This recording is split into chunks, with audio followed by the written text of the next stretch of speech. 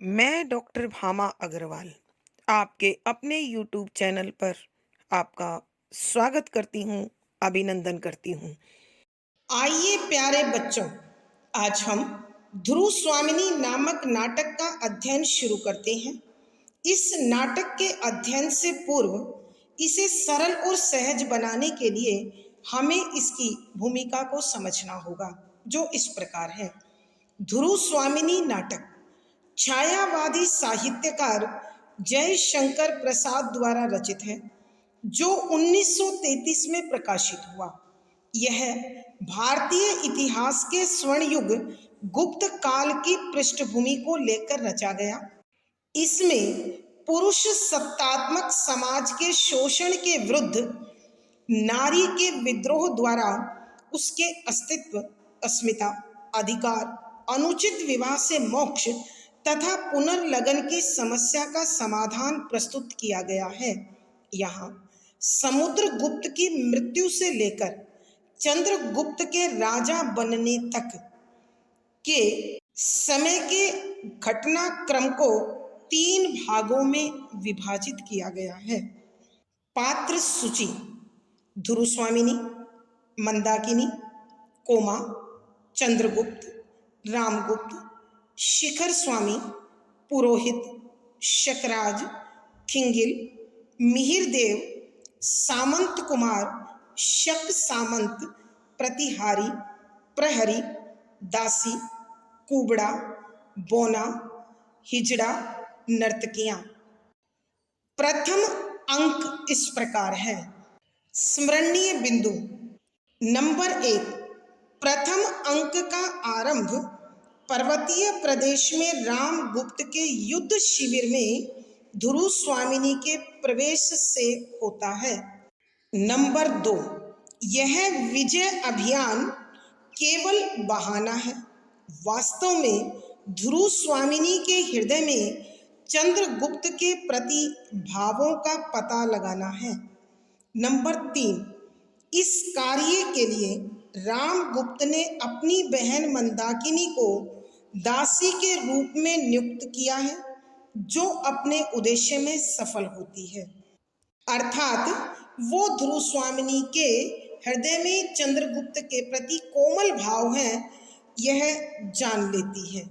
Number 4, अयोग्य, कमजोर तथा विलासी रामगुप्त महामंत्री शिखर स्वामी के षड्यंत्र द्वारा गुप्त साम्राज्य तथा ध्रुव स्वामिनी दोनों को प्राप्त करता है, इसलिए हमेशा सशंकित रहता है, सशंकित, डरा हुआ।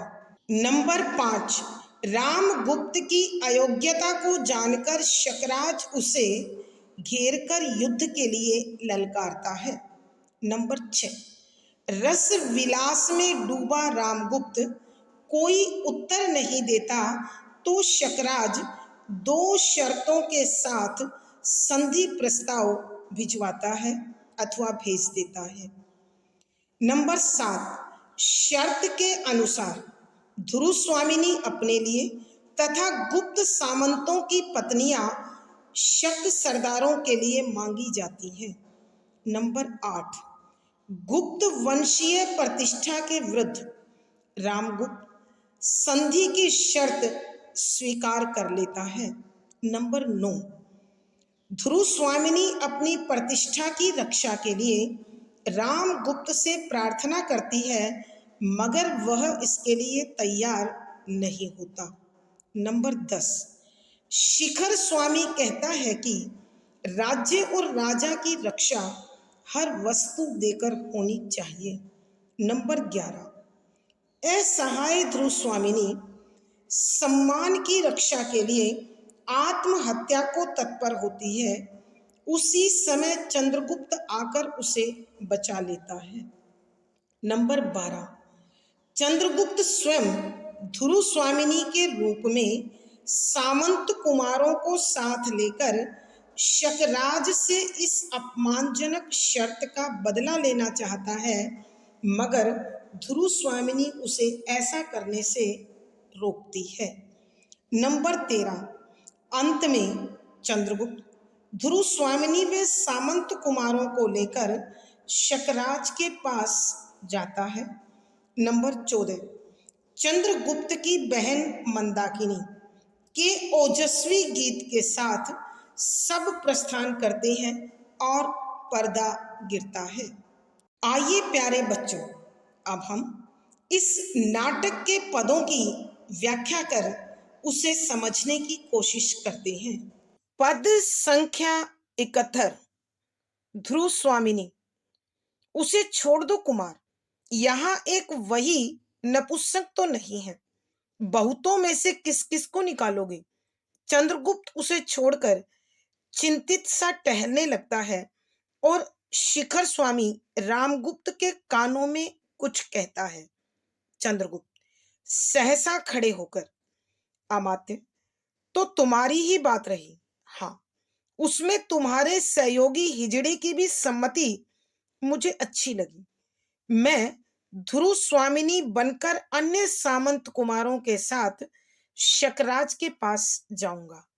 अगर सफल हुआ तब तो कोई बात नहीं, अन्यथा मेरी मृत्यु के बाद तुम जैसा उचित समझना वैसा करना।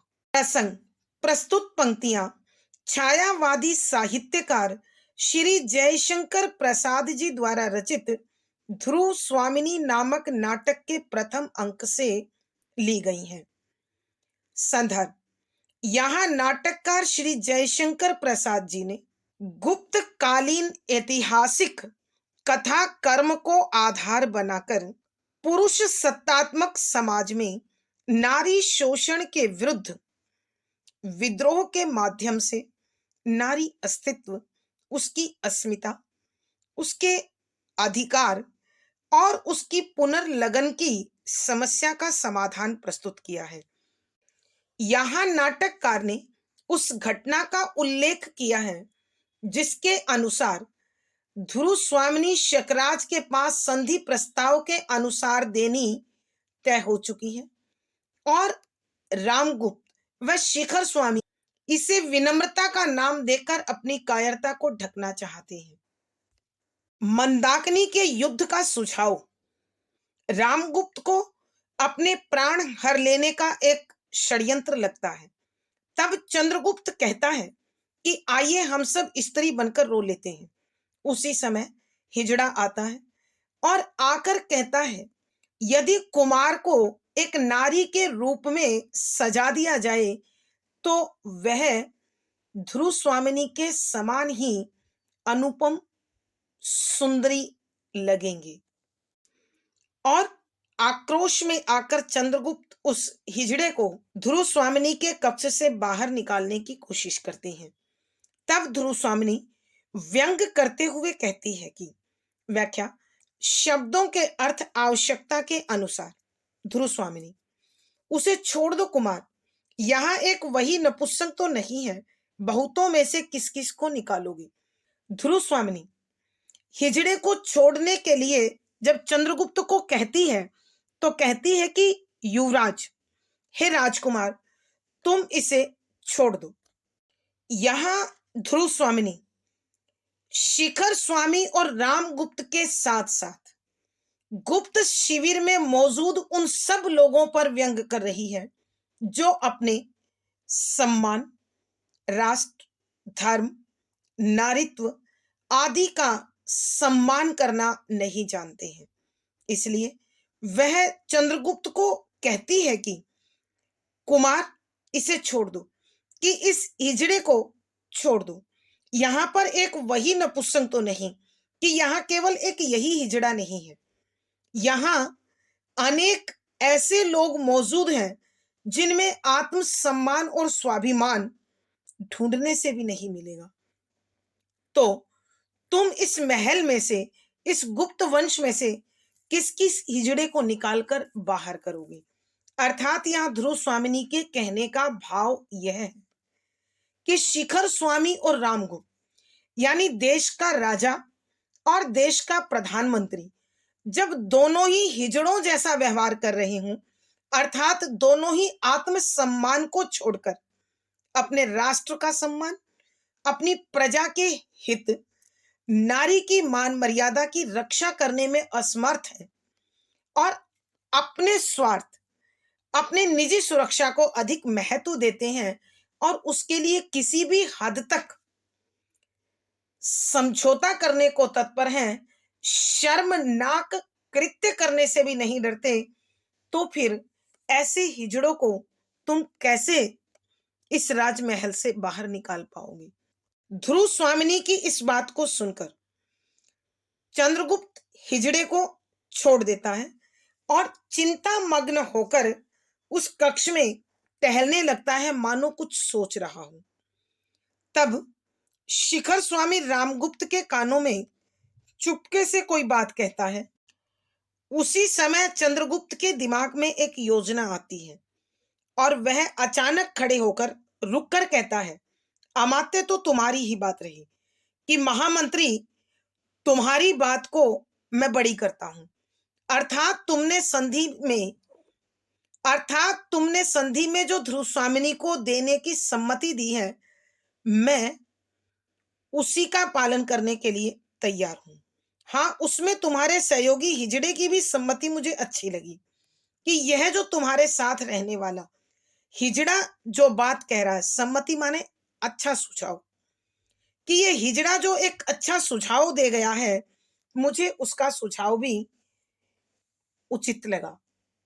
मैं इस राज्य का राजकुमार चंद्रगुप्त ध्रुव स्वामिनी का रूप धारण कर अनेक सामंत कुमारों को अपने साथ लेकर शकराज के पास जाऊंगा और यदि अपनी योजना के अनुसार मैं शकराज को उसके किए का दंड दे पाए, उसे मृत्यु दंड दे पाया, उसे समाप्त कर पाया, तो बहुत अच्छी बात है।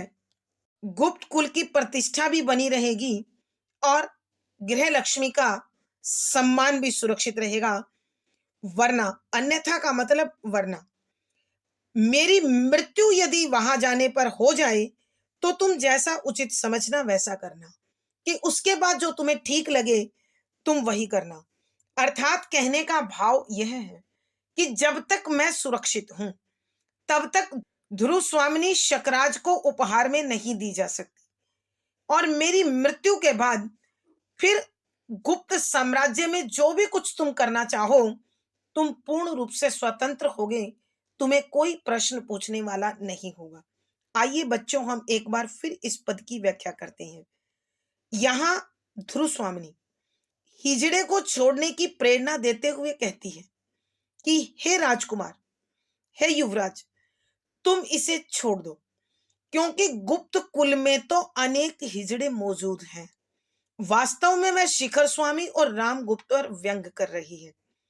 वो कहना चाहती है कि जिस व्यक्ति में आत्मसम्मान नहीं है, जो अधिकारों और पद का लालची तो है, लेकिन अपने देश, अपने कुल, अपने राष्ट्र, अपने नागरिकों और नारी की मान मर्यादा की रक्षा नहीं कर सकता, जिसके लिए अपना जीवन और उसका स्वार्थ अधिक महत्वपूर्ण है, वो किसी नपुंसक हिजड़े से कम नहीं है।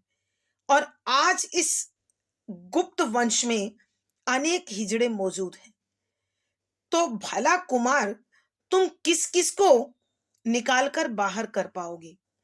यह सुनकर चंद्रगुप्त हिजड़े को छोड़ देता है और इस समस्या का समाधान ढूंढने लगता है और उसी पर विचार करता हुआ तेजी से उस कक्ष में टहलने लगता है। उसे इस प्रकार टहलता हुआ देखकर शिखर स्वामी रामगुप्त के कानों में कोई बात कहता है। चंद्रगुप्त को एक योजना अपने दिमाग में समझ में आती है और वो टहलते टहलते अचानक खड़ा हो जाता है और खड़ा होकर कहने लगता है, महामंत्री, जो तुमने राजा और राष्ट्र की रक्षा में रानी, कुमार, अमात्य आदि के बलिदान की बात कही, उसे मैं बड़ी करता हूं, उसे सम्मान देता हूं। हाँ, तुम्हारी उस सम्मति के साथ साथ मुझे उस हिजड़े की राय, उसका सुझाव भी उचित लगा। मैं उस सुझाव के अनुसार ही ध्रुव स्वामिनी का वेश धारण कर सामंत कुमारों को अपने साथ लेकर शकराज के पास जाऊंगा और यदि मैं अपनी योजना में सफल हुआ तो मैं शकराज को अवश्य उसके किए का दंड दूंगा, उसे मृत्यु दंड दूंगा और उसे जीत कर लौटूंगा। अगर मुझे अपनी योजना में सफलता प्राप्त हो गई फिर तो किसी प्रकार की कोई समस्या नहीं होगी, लेकिन यदि इस प्रयास में मेरी मृत्यु हो जाती है तो फिर गुप्त वंश के लिए जो निर्णय तुम करना चाहो उसके लिए तुम स्वतंत्र होगी। भावार्थ, कहने का भाव यह है कि चंद्रगुप्त अपने वीरोचित धर्म का पालन करते हुए नारी की मर्यादा की रक्षा में शकराज के पास जाने को तत्पर है और जीवन पर खतरा मोल लेने को तैयार है। विशेष यहाँ ध्रुव स्वामिनी ने व्यंग के माध्यम से शिखर स्वामी, रामगुप्त आदि पर हिजड़ा होने का आरोप लगाया है। शुद्ध साहित्यिक खड़ी बोली है, तत्सम प्रधान शब्दावली है, प्रसाद गुण है, व्यंजना शब्द शक्ति है, संवादात्मक शैली है और अनुभूति परक बिंब का सटीक प्रयोग हुआ है। पद संख्या 72।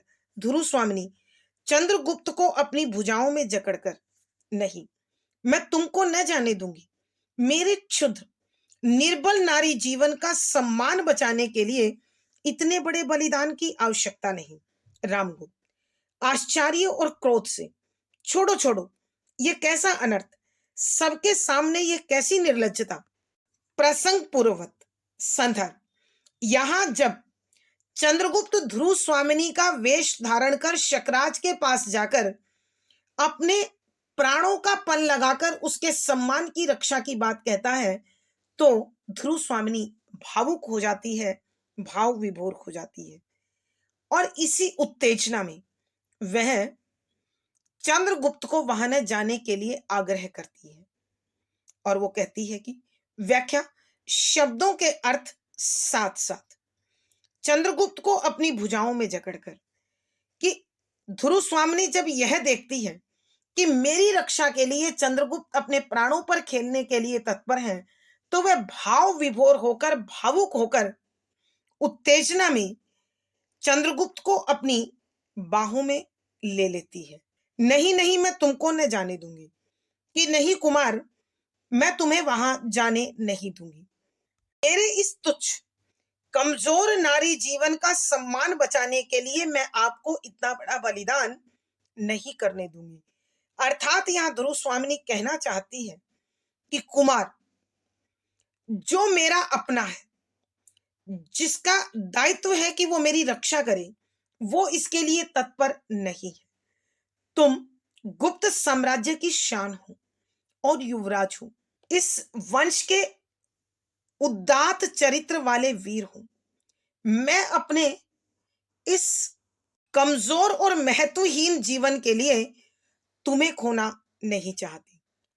तब रामगुप्त हैरान होकर क्रोध के साथ कहता है, छोड़ो छोड़ो, ये कैसा अनर्थ, कि छोड़ दो तुम कुमार को, यह तुम कैसा पाप कर रही हो, कैसा दुष्कर्म कर रही हो, यह कैसा अनर्थ है।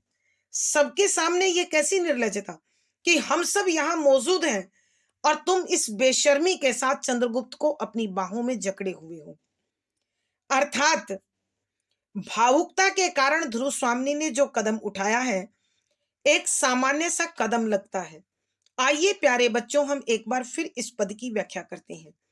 जब चंद्रगुप्त ध्रुव स्वामिनी का वेश धारण कर शकराज के किए की सजा देने के लिए उसके पास जाने की बात करता है और ध्रुव स्वामिनी के मान सम्मान की रक्षा के लिए प्राणों पर खेलने के लिए तत्पर है, तब ध्रुव स्वामिनी उसकी इस बात को सुनकर, इस योजना को सुनकर बड़ी भावुक हो जाती है और उसी उत्तेजना में, उसी आवेश में, उसी भावना में वह चंद्रगुप्त को अपनी बाहों में जकड़कर कहने लगती है कि नहीं नहीं युवराज, मैं तुमको वहां नहीं जाने दूंगी, क्योंकि वहां जाने में प्राणों पर खतरा है और मुझ जैसे महत्वहीन, अनुपयोगी, कमजोर नारी जीवन का सम्मान क्या, अपमान क्या, और ऐसे कमजोर जीवन की सम्मान की रक्षा के लिए इतने बड़े बलिदान की त्याग की आवश्यकता मैं उचित नहीं समझती हूँ। अर्थात यहाँ ध्रुव स्वामिनी के कहने का अभिप्राय यह है कि जिस नारी का अपमान उसका पति ही कर रहा हो, तो फिर उसके सम्मान का कोई महत्व नहीं रहता। और जो उसका वास्तविक रक्षक है, वो उसके लिए प्रयास नहीं करना चाहता, तो कुमार, तुम गुप्त वंश का गौरव हो और इस गौरव को मैं अपने महत्वहीन जीवन के लिए नष्ट होते नहीं देख सकती। तब रामगुप्त बड़ा हैरान होता है और क्रोध के साथ ध्रुव स्वामिनी को कहता है, छोड़ो छोड़ो, ये कैसा अनर्थ कि तुम चंद्रगुप्त को अपनी बाहों से बाहर निकालो। अर्थात ये चंद्रगुप्त से अलग हो जाओ, उसे छोड़ दो। ये कैसा पाप है, ये कैसा दुष्कर्म है, ये कैसा अपराध, ये कैसा अनर्थ है कि तुम सबके सामने इस बेशर्मी के साथ चंद्रगुप्त को अपनी बाहों में जकड़े हुए हो। अर्थात शकी रामगुप्त इसे भावना का आवेश नहीं समझ रहा है, बल्कि यह उन दोनों के संबंधों का एक प्रमाण मान रहा है। भावार्थ नाटककार के कहने का भाव यह है कि ध्रुव स्वामिनी जब चंद्रगुप्त को अपने लिए प्राणों पर खेलते हुए देखती है, तो वह उसके पुरुषत्व से प्रभावित होती है। विशेष यहाँ चंद्रगुप्त के शौर्य और रामगुप्त के शकी व कायर स्वभाव पर प्रकाश डाला गया है। शुद्ध साहित्यिक खड़ी बोली है, तत्सम प्रधान शब्दावली है, व्यंजना शब्द शक्ति है, प्रसाद गुण है, संवादात्मक शैली है और अनुभूति परक बिंब है। पद संख्या 73। ध्रुव स्वामिनी चंद्रगुप्त को छोड़ती हुई जैसे सचेत होकर, यह पाप है जो मेरे लिए अपनी बलि दे सकता हो, जो मेरे स्नेह ठहर कर, अथवा इससे क्या शकराज क्या मुझे देवी बनाकर भक्ति भाव से मेरी पूजा करेगा। वहां रे लज्जाशील पुरुष। शिखर स्वामी फिर रामगुप्त के कान में कुछ कहता है। रामगुप्त स्वीकृति सूचक सिर हिलाता है। प्रसंग पूर्वक संदर्भ यहां उस घटना का वर्णन है जिसमें भावुक होकर ध्रुव स्वामिनी चंद्रगुप्त को अपनी बाहों में जकड़ लेती है, तो शक्की रामगुप्त इस कृत्य को निर्लज्जता का नाम देता है। तो व्यंग में ध्रुव स्वामिनी कहती है कि चंद्रगुप्त को छोड़ती हुई जैसे सचेत होकर, कि वह चंद्रगुप्त को छोड़कर दूर हट जाती है, मानो अचानक वह तंद्रा से लौटी हो, सावधान हुई हो, जागृत हुई हो। यह पाप है कि मैं अपने लिए सर्वस्व त्याग करने वाले, अपने आप को बलिदान करने वाले के प्यार पर यदि भावुक होकर उसे मैंने छू लिया, तो यह पाप है, दुष्कर्म है, अपराध है। क्या जो व्यक्ति मेरे लिए मिट सकता है, अपने आप को बलिदान दे सकता है, मेरे लिए सर्वस्व त्याग कर रहा है, उसके प्रति मेरे हृदय में स्नेह का जागृत होना स्वाभाविक बात है। और फिर वो पल भर रुकती है, मानो क्रोध से तेल मिला रही हूं, अथवा इससे क्या, और फिर इससे फर्क भी क्या पड़ता है। शकराज क्या मुझे देवी बनाकर भक्ति भाव से मेरी पूजा करेगा, कि जिस शकराज के पास तुम मुझे उपहार के रूप में भेज रहे हो, क्या वो मेरा देवी बनाकर पूजन करने के लिए ले जा रहा है। वह भी तो मेरे नारीत्व को कुचलेगा, वह भी तो मेरी मर्यादा को भंग करेगा। वाह रे लज्जाशील पुरुष, कि वाह महाराज, आपकी क्या शर्म है। अर्थात यहां ध्रुव स्वामिनी व्यंग करते हुए कहती है कि आप में कितनी लज्जा है, कितनी शर्म है, कितनी आन है, ये मैं बहुत अच्छे से जानती हूं। जो व्यक्ति दिन भर विलासिनियों के साथ विलास करता है, मदिरा का पान करता है और अपनी पत्नी को किसी और को उपहार में दे सकता है, इससे बढ़िया शर्म का पालन करने वाला कोई पुरुष हो ही नहीं सकता। और फिर शिखर स्वामी रामगुप्त के कान में कुछ कहता है और रामगुप्त उसकी हामी भरते हुए संकेत करता है। आइए प्यारे बच्चों, एक बार फिर इस पद की व्याख्या करते हैं। यहाँ जब भाव विभोर होकर ध्रुव स्वामिनी चंद्रगुप्त को अपनी बाहों में जकड़ लेती है, तो रामगुप्त इसे अनर्थ की संज्ञा से पुकारता है। तब ध्रुव स्वामिनी अचानक सावधान होकर चंद्रगुप्त को छोड़ देती है और दूर हट जाती है, और फिर व्यंग में कहती है, यह पाप है कि वाह महाराज, एक ऐसा पुरुष जो मेरे लिए सर्वस्व त्याग के लिए तत्पर है, जो मेरे तुच्छ जीवन के लिए अपना बलिदान दे रहा है, मेरे मान मर्यादा की रक्षा के लिए अपने प्राणों की बाजी लगा रहा है, यदि मैं उसे स्नेह के आवेग में छू लूं तो यह मेरा पाप है, दुष्कर्म है, अनर्थ है, निर्लज्जता है। फिर पल भर ठहरती है और कहती है, अथवा इससे क्या, वरना इससे फर्क भी क्या पड़ता है महाराज, आपको कोई फर्क नहीं पड़ना चाहिए।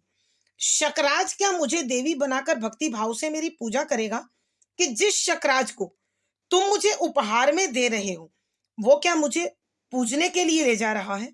वह भी तो मेरे नारित्व को, मेरे स्त्रीत्व को, मेरी मर्यादा को कुचलेगा ही। उसे तुम कैसे सहन करोगे?